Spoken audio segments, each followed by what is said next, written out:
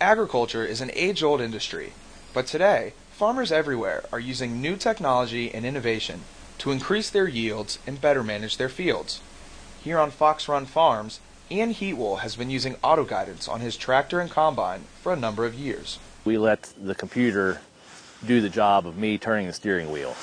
Using GPS satellites, the machine knows where it is, it knows what equipment you're pulling behind it and where it needs to be on the next pass, and so it does the job of keeping you online and going where you need to go.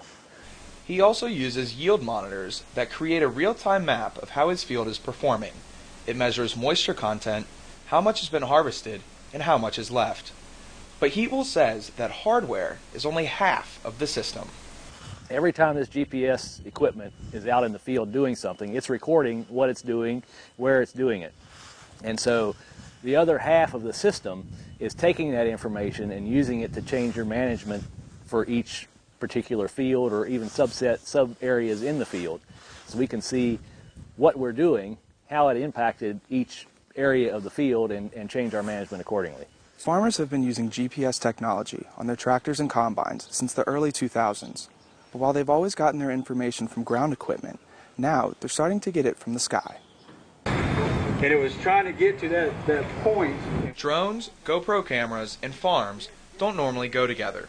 But Timothy Woodward of TELUS Agronomics is changing the way producers get information about their crops. He uses cameras and drones to help farmers with field management. We deal just with producers in the fields of soil fertility, precision agriculture, crop scouting, data summarization, many things. Woodward says having pictures of field areas that are stressed will ultimately help farmers to save steps. We know exactly where to go to look to see why it's bad and basically bypass the areas that are good that really don't need our attention. Their application rates at the same time, so the less amount of stuff you're putting on the ground, if you put it where it's needed, that means you don't have to put it where it's not. You're saving some money, and that's less stuff that might run off, so it's also helping the environment a little bit at the same time. The drones are equipped with more than just cameras. Infrared sensors can monitor individual crops to assess their growth. It is actually sensing how the sun reflects and refracts. It goes through that photosynthesis process of that green leaf plant. And scientists and academia, they've all got all these indices, and they say, well, if it looks this color in that near infrared band, then that means your plant is stressed, or it's got low nitrogen, or the phosphorus is too high, it's too wet, it's too dry. So you can tell what the stress levels are, and you can actually say what the stress levels are.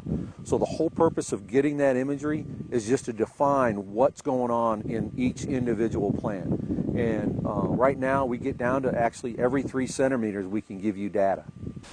Future technology is already being used by farmers today, and more than anything, it's making their jobs a little bit easier. It allows us to be better stewards of the land that we're farming.